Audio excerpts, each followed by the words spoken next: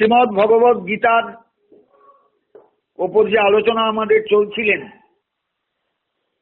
দুটো দিন ছেদ পড়ে গেছে। আপনারা যারা শুনছেন,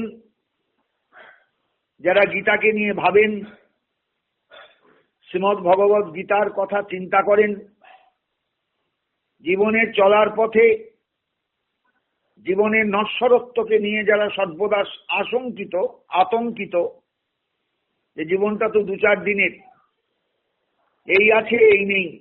ভাবুন দেখিনি, পৃথিবীতে লক্ষ লক্ষ মানুষ চলে গেলেন এই অতিমারির কারণে। কোথায় যে কত লোক চলে গেল তার ইয়ত্তা নেই। এদের গতিটা কেমন হবে? এইভাবেই পৃথিবীর বুকে ধ্বংসলীলা প্রকৃতি চালিয়ে যান। সৃষ্টির সঙ্গে সঙ্গে ধ্বংস চলতে থাকে। আমরা সমুদ্রের ঢেউয়ের মাথায় জলবুদবুদের মতন ভাসি, আবার পরবর্তীতেই বিলীন হয়ে যাই। অথচ তার মধ্যে আমাদের কত অহংকার, কত রকমের বাড়াড়ম্বর, কত রকমের আমাদের চেষ্টা বেঁচে থাকার জন্য, সব কিন্তু ব্যর্থ। আমাদের কাছে সব ব্যর্থ হয়ে যায়, কোনো মূল্য থাকে না তার। এইবার গীতা যদি ভালো করে পড়েন তখন বুঝতে পারবেন, বা বোঝেন যদি, তাহলে বুঝতে পারবেন। সকলেরই বোঝা সম্ভব, কেউ এখানে জগতে নির্বোধ নয়। প্রত্যেকেই বোধযুক্ত, বোধশক্তিযুক্ত। প্রত্যেকেই বুঝতে পারবেন যে গীতা আমাদের চেতনাকে ফিরিয়ে দেন। যে চেতনা আমাদের হারিয়ে গিয়েছে, যে চেতনার সঙ্গে আমাদের পরিচয় নেই, সেই চেতনা আমরা ফিরে পাই শ্রীমদ্ ভগবদ গীতার শ্রীচরণ প্রান্তে এসে দাঁড়িয়ে। যা দেবী সর্বভূতেষু চেতনেত্ব বিধীয়তে, নমস্তস্যৈ নমস্তস্যৈ নমস্তস্যৈ নমো নমঃ। চণ্ডী যারা পড়েন তারা এই মন্ত্রের সঙ্গে বা এই শ্লোকের সঙ্গে নিশ্চয়ই পরিচিত। তিনি সর্বজীবের চেতনা রূপিণী। চেতনা হয়তো আমাদের আছে, কিন্তু আসল যে চেতনাটা দরকার জীবনে, সেই চেতনা আমাদের নেই। গীতা আমাদের সেই চেতনা দান করেন। তাকেই প্রণাম করেছেন, প্রণাম জানিয়েছেন শ্রী শ্রী চণ্ডী গ্রন্থ, যা কিনা আমাদের কাছে অত্যন্ত সমাদৃতা। চণ্ডী পাঠ করা হয়, চণ্ডী শ্রবণ করা হয়। চণ্ডী আমাদের জীবনের স্বস্তায়ন রূপিণী। যাই হোক, যে গীতা আমরা পাঠ করছি, গীতা এবং চণ্ডী দুটোই কিন্তু প্রায় সমান, সমতুল্য। কেউ কারুর থেকে ছোটও নন, বড়ও নন। আমাকে শৈশবে বাবা পৈতের পর বলেছিলেন, উপনয়নের পর প্রতিদিন আহ্নিকের পরে 1 অধ্যায় চণ্ডী, 1 অধ্যায় গীতা পাঠ করো। ওই যে একটা শ্রদ্ধার বীজ তিনি রোপণ করেছিলেন আমার অন্তরে, তখন হয়তো সেই শ্রদ্ধাটা খুব পোক্ত ছিল না, কিন্তু আজকে জীবন সায়ান্নে এসে বুঝতে পারছি যে ভেতরে যেন একটা শ্রদ্ধার সেই বীজ আজকে পোক্ত অবস্থায় এসেছে। জীবনে বাঁচতে গেলে গীতাকেও দরকার, চণ্ডীকেও দরকার, কারণ দুই আমাদের রক্ষা কর্ত্রী। এরা দুজনাই আমাদের রক্ষা করতে পারেন। সর্বত্র যে প্রকৃতির অসাধারণ খেলা চলছে, আমার ডানে বাঁয়ে, ওপরে নিচে, সামনে পেছনে, সর্বত্র, সেই বিশ্ব প্রকৃতিকে যেন আমরা যেমন আমরা চিনতে পারি চণ্ডীর সঙ্গে সঙ্গে, গীতার সঙ্গে সঙ্গেও প্রকৃতির সঙ্গে, প্রকৃতির চালক যিনি প্রকৃতিকে চালাচ্ছেন, যাকে আশ্রয় করে প্রকৃতি চলছেন, তাকেও চিনতে পারি। অর্থাৎ শক্তি এবং শক্তিমান দুটোকেই চেনার সামর্থ্য আমাদের হয় গীতা এবং চণ্ডীর স্মরণে, মননে, চিন্তনে। সেই জন্যই গীতা নিয়ে আমার একটু বসা। আমি জানি না আপনাদের কাছে কতটুকু উপস্থিত হতে পেরেছি, কতটুকু শ্রীমদ্ ভগবদ গীতাকে প্রাঞ্জল করতে পেরেছি। গীতা তো দর্শন, সবই দর্শন। অধ্যাত্ম জগৎটাই দার্শনিক জগৎ। অধ্যাত্ম জগতের অনুভবে প্রবেশ মানেই দর্শনে প্রবেশ। অতএব প্রত্যেক মানুষকে একটা দার্শনিক চেতনা নিয়ে অধ্যাত্ম জগতে ঢুকতে হয়। এটা জাগতিক চেতনা নিয়ে নয়, ও আধ্যাত্মিক চেতনা নিয়ে। দর্শন বুঝবো, বুঝতে পারবো, এরকম একটা বোধ নিয়ে ঢুকতে হয়। গতদিন যে শ্লোক পর্যন্ত গিয়েছিলাম, দ্বিতীয় অধ্যায়ের 7ম শ্লোক শ্রীমদ্ ভগবদ গীতার, যে অধ্যায়ের নাম সাংখ্য যোগ, আত্মজ্ঞান যোগ। সাংখ্য যোগ মানে আত্মজ্ঞান যোগ, আত্মদর্শন, আত্ম উপলব্ধি, আত্মচেতন লাভ, আত্মাকে জানা, আত্মাকে চেনা, আত্মাকে বোঝা। যিনি নিত্য, যিনি শাশ্বত, তাকে উপলব্ধি করা, এটা ভীষণ দরকার। ভগবান প্রথমেই অর্জুনের মোহ ভঙ্গের জন্য, মোহ দূর করবার জন্য যে উপদেশ বাণী দিলেন, সেটা হলো আত্মজ্ঞান যোগের উপদেশ। আত্মজ্ঞান যোগকে লাভ করো। অর্জুনে আত্মাকে, নিজেকে জানো। তুমি কে এটা ভালো করে বোঝো, তোমার অবস্থানটা কোথায় এবার ভালো করে বোঝো। তুমি কৌরব না তুমি পাণ্ডব, তুমি সাধারণ ক্ষত্রিয় না অসাধারণ ক্ষত্রিয়, তুমি বীর তুমি যোদ্ধা, এগুলো তোমার পরিচয় নয়। তোমার পরিচয় আমি নিত্য শাশ্বত আত্মা। সেই জায়গাটা তৈরি করছেন অর্জুনের। অর্জুন কিন্তু গোবিন্দের রীতিমতো আজ কথায় বার্তায় একটু বিস্মিত হয়েছেন, অনুভব করছেন ভেতরে ভেতরে যে বোধহয় আমার কিছু ভুল আছে, আমার কিছু দোষ আছে, যে কারণে আমি বুঝে উঠতে পারছি না কেন আমার এই মোহ এলো, কেন আমার এই ভেতরে এরকম একটা বিমূঢ় ভাব এলো। তাই কার্পণ্য দোষের কথা উল্লেখ করলেন 7ম শ্লোকে। আমাদের আলোচনা হয়ে গেছেন, তবুও দুটো দিন আলোচনার মধ্যে আমরা ছিলাম না, তাই একটুখানি সামান্য ছুঁয়ে দিয়ে এগিয়ে যাব। কার্পণ্য দোষ ও উপহত স্বভাব পৃচ্ছামি তান ধর্ম সমূঢ় চেতা যচ্ছেয়স্যাৎ নিশ্চিতং ব্রূহি তন্মে শিষ্যস্তেহং সাধিমাং তাং প্রপন্নম। অর্জুনের পরিবর্তন হয়ে গেল। অর্জুন সখার থেকে শিষ্য স্তরে চলে এলেন, নিজেকে নামিয়ে আনলেন। সখার স্তরটা অনেক উচ্চ স্তর। গোবিন্দের বন্ধুরূপে তিনি এতকাল পরিচিত ছিলেন, যদিও দাদা ভাই, গোবিন্দ দাদা, অর্জুন অনুজ, ছোট ভাই, তবু এখন একবারে নামিয়ে আনলেন নিজের স্তরটাকে। কৃষ্ণ, আমার মনে হচ্ছে আমি যেন বোধহয় কার্পণ্য দোষে উপহত স্বভাব। ভারতবর্ষের দার্শনিক চেতনায় কার্পণ্য দোষ শব্দের অর্থ হলো কৃপণতা দোষ, অর্থাৎ নিজেকে না জানা, আমার স্বরূপটা কি, আমার পরিচয়টা কি, এটা না জানা। জগতে সবাই কিন্তু আমরা না জেনে জগৎ থেকে চলে যাই, অর্থাৎ আমরা প্রত্যেকেই কার্পণ্য দোষ নিয়ে জন্মাই, কার্পণ্য দোষ নিয়েই জগৎ থেকে বিদায় নিই। তাই কোনো জীবনেই আমাদের কার্পণ্য দোষ কাটে না। এই দোষটা কাটানো আগে দরকার। আমরা অনেক কিছুর জন্য প্রস্তুত হই, অনেক কিছু জীবনে করবার চেষ্টা করি, ঘর করবার চেষ্টা করি, বাড়ি করবার চেষ্টা করি, গাড়ি কিনবার চেষ্টা করি, টাকা পয়সা জমাবার চেষ্টা করি, লকারে সোনা দানা রাখবার চেষ্টা করি, অনেক অনেক অনেক অনেক অনেক। কিন্তু কখনো ভাবি না আমার ভেতরে যে অজ্ঞতা, আমার ভেতরে যে বিমূঢ়তা, আমার ভেতরে যে তত্ত্বজ্ঞানের অভাব, আমার ভেতরে যে জ্ঞানের অভাব, এই জায়গাটা আমায় দূর করতে হবে। আমার স্বরূপটা আমাকে জানতে হবে। কোনোদিন আমরা চিন্তা করি না। কেউ করি বলুন দেখিনি? নিজেকে প্রশ্ন করুন তো। সবকিছু জগতে জানলাম, পড়াশোনা করলাম, ডিগ্রি পেলাম, মাইনা পেলাম, চাকরি পেলাম, সব কিছু হলো, জগতে প্রতিষ্ঠা পেলাম, সামাজিক প্রতিষ্ঠা পেলাম, অনেক কিছু পেলাম, কিন্তু আমার ভেতরের আসল রহস্যটাকে আমি ভেদ করতে পারলাম না। আমি কে? এই প্রশ্নের উত্তর আমাদের ঋষিগণ কিন্তু এই প্রশ্নের উত্তরটা আগে খুঁজেছেন। আমার পরিচয়টা কি? সেই পরিচয় জানাতে গিয়েই বলেছেন আত্মানং বিদ্ধি। গুরুদেব শিষ্যকে বলেছেন তুমি তোমাকে চেনো, নিজেকে জানবার চেষ্টা করো, নিজেকে বুঝবার চেষ্টা করো, নিজেকে ভাববার চেষ্টা করো। এই যে চেহারাটা দেখছো, যে চেহারায় তোমার পরিচয় জগতে, এই পরিচয়টা তোমার আসল পরিচয় নয়। তাহলে এই পরিচয়টা ধরে রাখতে পারতে চিরকাল, তুমি হারিয়ে যাবে একদিন। আমি আজকে কারুর পিতা, কারুর সন্তান, কারুর স্বামী, কারুর ভ্রাতা, আমার অনেক পরিচয়, কিন্তু আজকে চোখ বোঝার পর দেখবেন এই পরিচয় হারিয়ে গেছে। আমার তখন আর কোনো পরিচয় নেই, আমি একদম মহাশূন্যে বিলীন হয়ে গিয়েছি। জলবুদবুদ যেমন হারিয়ে যায় জলের বুকে, তেমনি আমিও হারিয়ে গিয়েছি।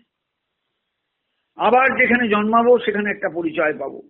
তার মানে আসল পরিচয়টা কিন্তু আমি না জেনে না চিনে জগৎ থেকে চলে গেলাম। এইভাবেই অনন্ত জীব সংসার থেকে চলে যাচ্ছে প্রতিনিয়ত।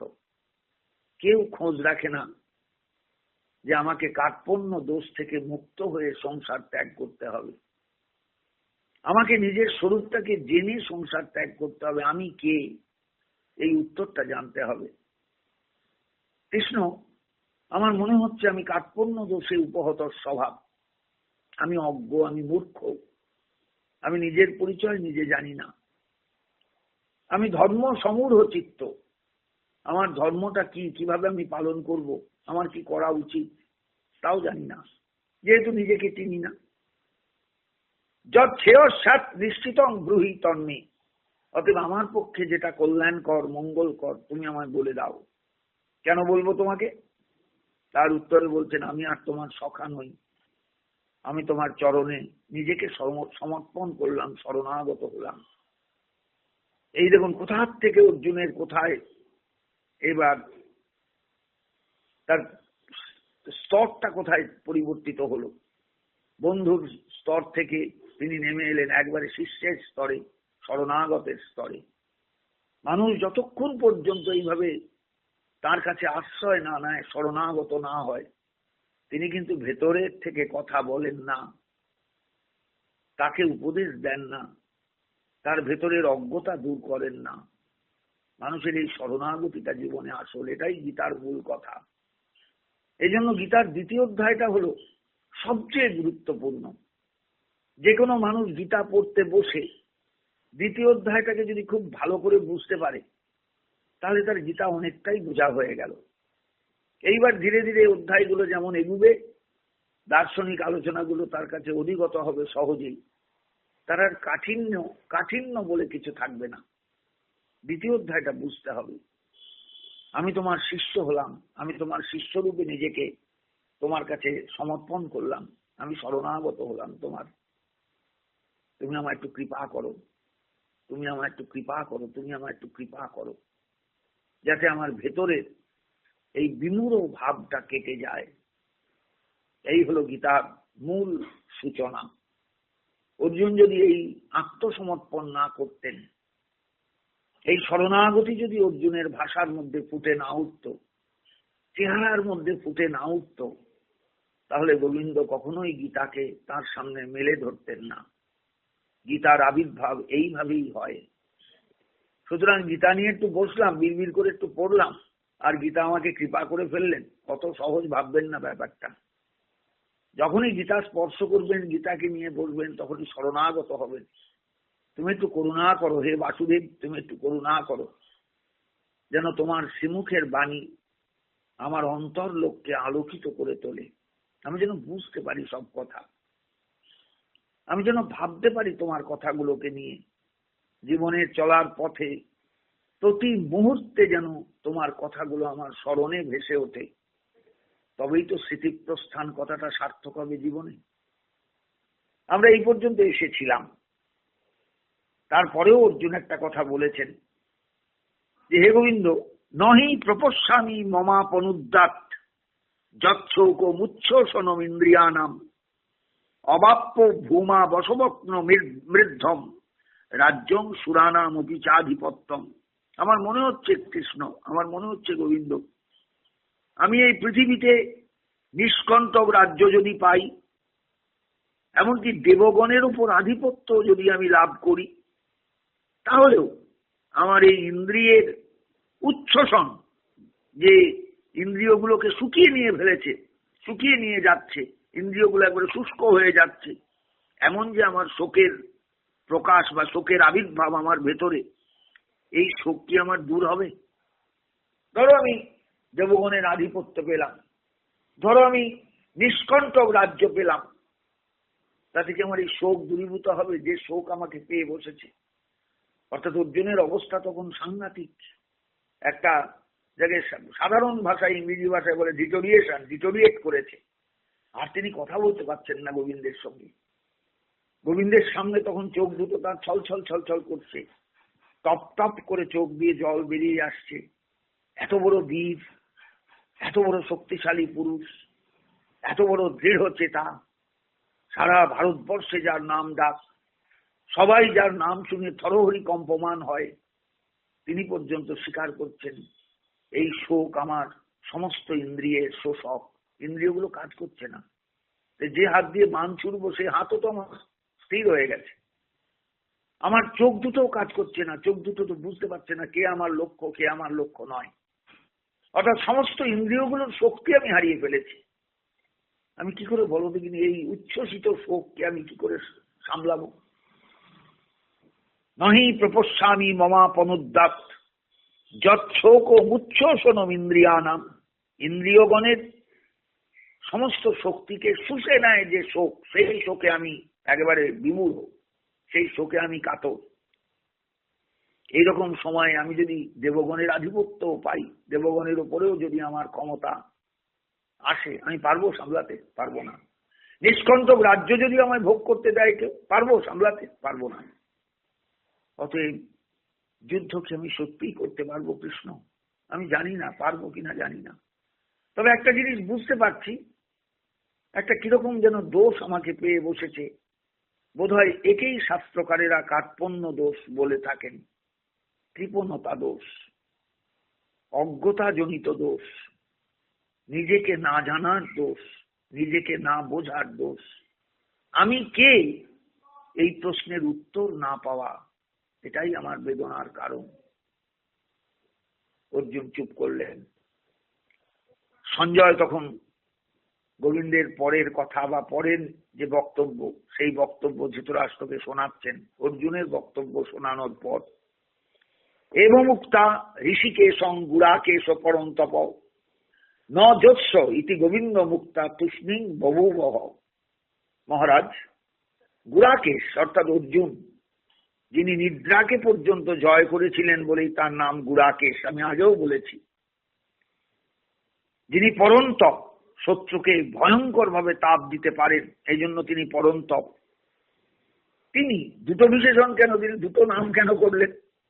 তার কারণ হচ্ছে অর্জুনের অবস্থানটা বোঝাতে, যে গুড়াকেশ শুধু তাই নয়, পরন্তপ, শত্রুকে তাপ দিতে যিনি পটু, সেই অর্জুন। ঋষিকেশম এবং কার কাছে কথা বললেন? দেখুন নামটা কি করলেন গোবিন্দের, নামটা কি ব্যবহার করলেন? ঋষিকেশ। ঋষিকেশ মানেই হলেন যিনি সমস্ত ইন্দ্রিয়ের চালক। আমার ইন্দ্রিয়গুলো শুকিয়ে যাচ্ছে একদম, এই শোক আমার ইন্দ্রিয়ের শোষক। অতএব ইন্দ্রিয়ের যিনি নিয়ন্ত্রণকারী, তিনি একমাত্র পারবেন ইন্দ্রিয়গুলোকে সুস্থ করতে। তাই নামটা দিলেন ঋষিকেশম। এবং মুক্তা ঋষিকেশম, ঋষিকেশকে এই কথা বলে, কে বললেন না? গুড়াকেশ পরন্তপ অর্জুন। দুটো বিশেষণ দিলেন, যে দুটো অর্জুনের সাংঘাতিক বিশেষণ বা নাম, কিন্তু তাতেও অর্জুন সামলাতে পারছেন না। তাই ঋষিকেশের কাছে তিনি এই কথা জানালেন। আর ঋষিকেশ কে না? যিনি ইন্দ্রিয়গণের চালক। তিনি যদি কৃপা করেন তাহলে ইন্দ্রিয়গুলো সুস্থ হয়, সবল হয়, কর্ম উদ্যমী হয়, কর্মে আবার শক্তি অর্জন করে, শক্তি লাভ করে, কর্মে প্রবৃত্ত হয়।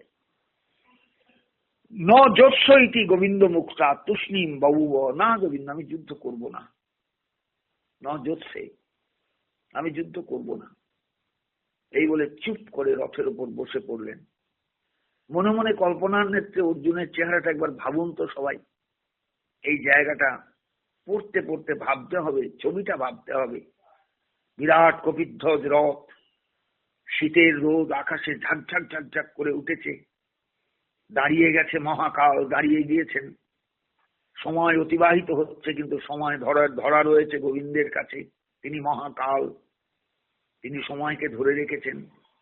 তাই সূর্য কিন্তু এগুতে পারছেন না। আকাশে চারদিক একদম আলোয় আলোয় আলোময়। সেই আলো এসে পড়েছে কুরুক্ষেত্রের রণভূমিতে, কৌরব এবং পাণ্ডব সমস্ত সৈন্যবাহিনীর অস্ত্রের উপর। দুটি সেই অস্ত্রের যে রিফ্লেকশন, যে তার অস্ত্রগুলোর উপর সূর্যের আলো পড়ায়, যে ঝকঝক ঝকঝক করে উঠেছে অস্ত্রের আলো, চারদিকে ছড়িয়ে পড়েছে। যার চোখে এসে লাগছে, চোখ ধাঁধিয়ে যাচ্ছে সেই অস্ত্রের আলোয়, সূর্যের আলো প্রতিফলিত হচ্ছে তাদের চোখে। কি অদ্ভুত পরিবেশটা চিন্তা করুন তো। স্তব্ধ হয়ে আছে চারদিক, মাঝে মাঝে ঘোড়াগুলোর হেসাধ্বনি করছে, হস্তির বৃংহন শোনা যাচ্ছে দূর থেকে দূরান্তরে, বিশাল রণভূমিতে এলোমেলো ভাবে স্থির হয়ে আছে সমস্ত সৈন্যবাহিনী। যুদ্ধের উদ্যম থাকলে উদ্যম যেন এই মুহূর্তে নেই, সবাই চুপচাপ চিত্রার্পিতবৎ, ছবিতে যেন আঁকা অসাধারণ একটা ল্যান্ডস্কেপ। ভাবুন কিনা একবার। অর্জুন বলছেন আমি যুদ্ধ করব না কৃষ্ণ। তমুবাচ ঋষিকেশ প্রহসন্নিব ভারত, সেনয়োর উভয়ের মধ্যে বিষিদন্ত বিদং বচ। গীতা শুরু হতে যাচ্ছেন, গীতা শুরু হচ্ছেন, তখন কিন্তু কোথাও শাঁখ বাজছে না, ঘন্টা বাজছে না, কোন পুষ্পবৃষ্টি আকাশ থেকে হচ্ছে না, কিচ্ছু নয়। শান্ত বিশাল সমুদ্রের মতন কৌরব পাণ্ডব বাহিনী মুখোমুখি দাঁড়িয়ে আছে। আর মাঝখানের বিরাট ফাঁকা অংশটার মধ্যে কপিধ্বজ রথে কৃষ্ণ দাঁড়িয়ে জ্ঞানমুদ্রা ধারণ করে বলছেন তমুবাচ ঋষিকেশ। ঋষিকেশ তখন কৃষ্ণ অর্জুনকে বললেন, কিরম ভাবে বললেন? খুব রেগে মেগে? না না না না না না না, প্রহসন্নিব ভারত। আমাকে এই যুগের এক পরম বৈষ্ণব জিজ্ঞাসা করেছিলেন, গোরাচাঁদ বলো দেখিনি, গোবিন্দ হাসেছেন কোথায় গীতায়? প্রহসন্নিব ভারত। হাসেননি, হাসির মতন একটা ভাব তার এসেছে, ভাব তার জেগেছে। মুচকি হেসে বলেছিলেন, তিনি ঠিক বলেছ, তিনি হাসেননি গীতায়, কারণ তিনি একটা অসাধারণ তার উপলব্ধি জগৎকে দিয়ে যেতে চাইছেন। হাসবেন কেন? এটা তো জীবের পরিত্রাণের রাস্তা, জীবের বাঁচার উপায়। জীব বাঁচবে কি নিয়ে? খেয়ে দে, খেয়ে দিয়ে বাঁচা যায়? তাহলে তো জগতে সবাই খেয়ে দিয়ে বাঁচত। সংসারে সম্ভোগ করে বাঁচা যায়? সবাই তো তাহলে সম্ভোগ করে বাঁচতে পারতো না। না না না না, বাঁচতে গেলে কিছু দার্শনিক বোধ দরকার। বেঁচে থাকার রসদ হলো দর্শন চেতনা, যাকে আমরা কেউ চিনি না, কোনো জীবনে চিনতে পারি না, তাকে একটু চেনা। যাকে জানতে পারি না তাকে একটু জানা, যাকে ভাবতে পারি না তাকে একটু ভাবা, যাকে উপলব্ধি করতে পারি না তার একটু উপলব্ধি। এটা কোটি কোটি জীবনেও, কোটি কোটি জনিতেও হয় না, একমাত্র মনুষ্য জনিতে সম্ভব। আজকে সেই মনুষ্য জনিতে যারা এসেছেন তাদের জন্য ভগবান রাখতে চলেছেন তার ভবিষ্যৎবাণী।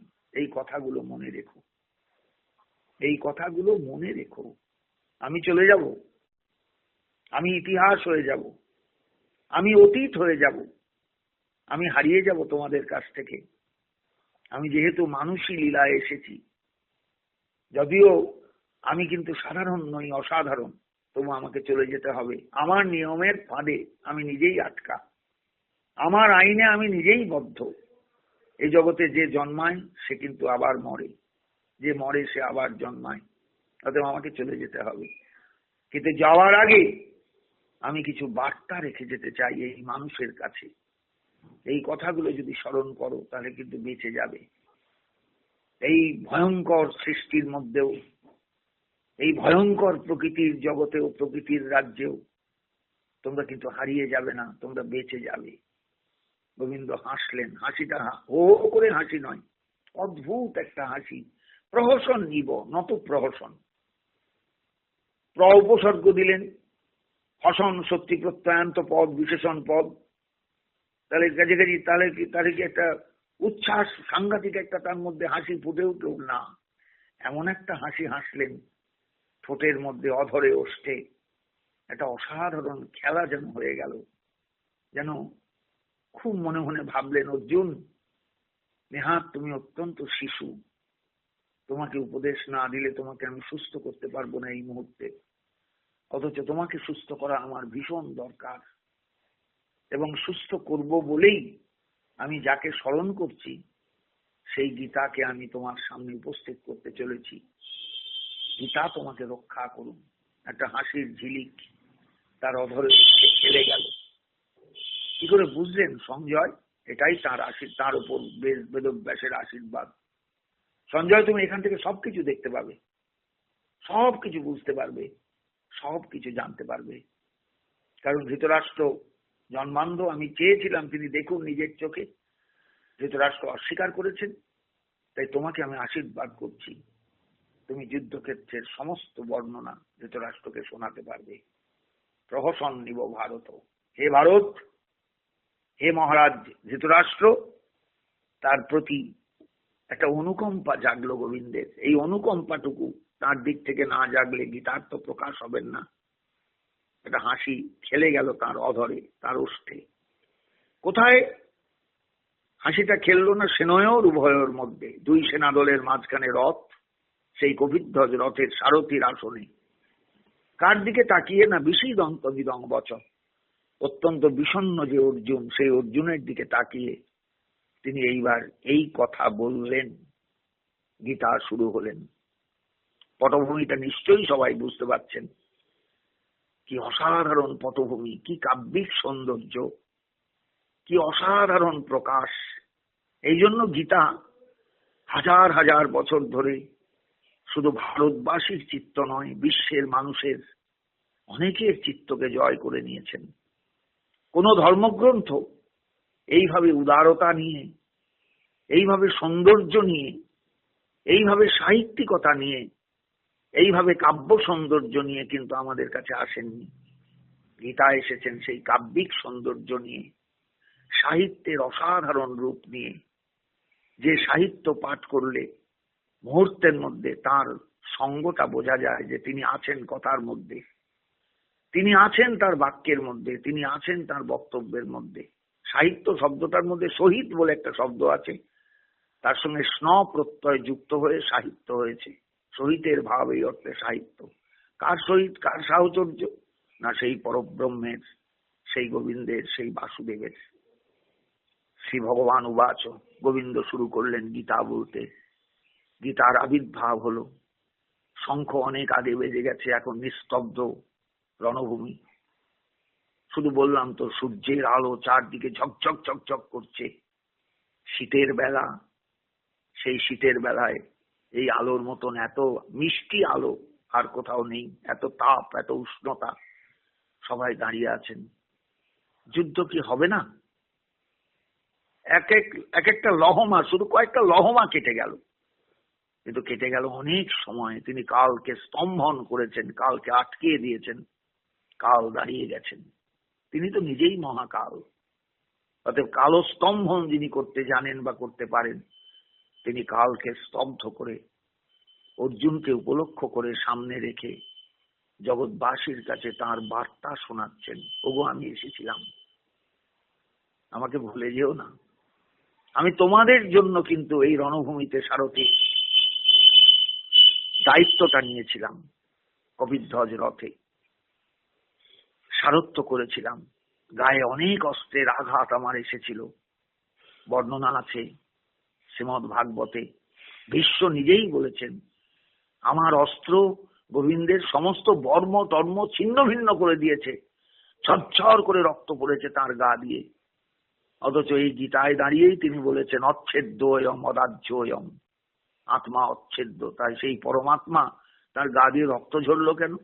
এটা জগৎ মনে রাখবে, সংসার মনে রাখবে, সৃষ্টি মনে রাখবে।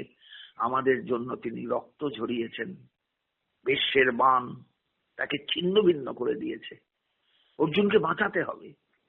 একবার পায়ের উপর ভর দিয়ে, একবার রথের উপর দাঁড়িয়ে, একবার বৃদ্ধাঙ্গুষ্ঠের উপর ভর দিয়ে। যাদের কৌতূহল হবে, শ্রীমদ ভাগবতের প্রথম স্কন্ধে বিশ্বের স্তবটা পড়ে দেখবেন। সরসজ্জায় সাহিত্য বিশ্ব স্তব করছেন গোবিন্দের। নিশিত সরই বিবিধমান অতচি, একবারে বিবিধমান হয়ে গেছে ত্বক। অর্জুন পেছনে যাতে কোনোভাবেই আহত না হন, কৃষ্ণ তাকে রক্ষা করেছেন। তার আগে এই গীতা বলা হয়ে গেছে। এটা হলো যুদ্ধের বর্ণনা। ওর ভীষ্ম নিজের স্তবের মধ্যে বলছেন।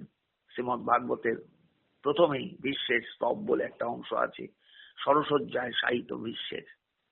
তার মানে কি? আমি এসেছিলাম জগতে, আমি সারথ্য করেছি, অস্ত্রের আঘাত সহ্য করেছি। ভয়ঙ্কর ভয়ঙ্কর অস্ত্র আমার উপর ছুটে এসেছে। আমি অর্জুনকে বাঁচাবার জন্য সমস্ত অস্ত্রকে বুক পেতে স্বীকার করে নিয়েছি। তবুও জগতের জীব আমার যেন করুণা গীতারূপে যা প্রকাশিত হয়েছেন তাকে যেন লাভ করে। আমাদের সম্বিত ফিরবে কি? আমাদের সম্বিত ফেরানো উচিত তো আমাদের। আসুন, সেই গীতার বাণী এইবার শুরু হলেন। ভগবান বলতে আরম্ভ করলেন, অর্জুন, অসচ্চান অনুশোচস্তং প্রজ্ঞাবাদাংশ ভাষসে গতাসু নগতাসুংশ্চ নানুশোচন্তি পণ্ডিতা। অসচ্চান অনুশোচস্তং, যা নিয়ে শোক করা উচিত নয় তাই নিয়ে তুমি শোক করছো, আবার পণ্ডিতের মতো কথা বলছো, প্রজ্ঞাবান ব্যক্তির মতন বড় বড় কথা বলছো। জানো, জগতে যারা সত্যিকারের পণ্ডিত তারা মৃত ব্যক্তির জন্যও চিন্তা করেন না, যে মরেনি তার জন্যও ভাবেন না, কখনোই শোক করেন না। তুমি শোকগ্রস্ত হয়েছো কেন? কি জন্য তোমার শোক জগতে? এই শোকের কোনো মূল্য আছে? শুরু হলেন গীতা। আজ এখানেই রাখলাম। আগামীকাল আবার আপনাদের সঙ্গে আমার দেখা হবে। সকলে একটু আশীর্বাদ করবেন, যেন আপনাদের সকলের আশীর্বাদে, শক্তিমণ্ডলীর করুণায়, নিতাই চাঁদের করুণায়, গৌরহরির করুণায় যেন গীতার একটা সাবলীল ব্যাখ্যা আমি সকলের কাছে তুলে ধরতে পারি। খুব সাংঘাতিক ভেতরের শাস্ত্রীয় আলোচনায়, টিকাকারদের জটিল আলোচনায় আমি যাব না। খুব সাধারণ আলোচনা, যাতে প্রত্যেকের ভেতরে গীতা সম্পর্কে একটা তৃষ্ণা জাগে, একটা কৌতূহল সৃষ্টি হয়।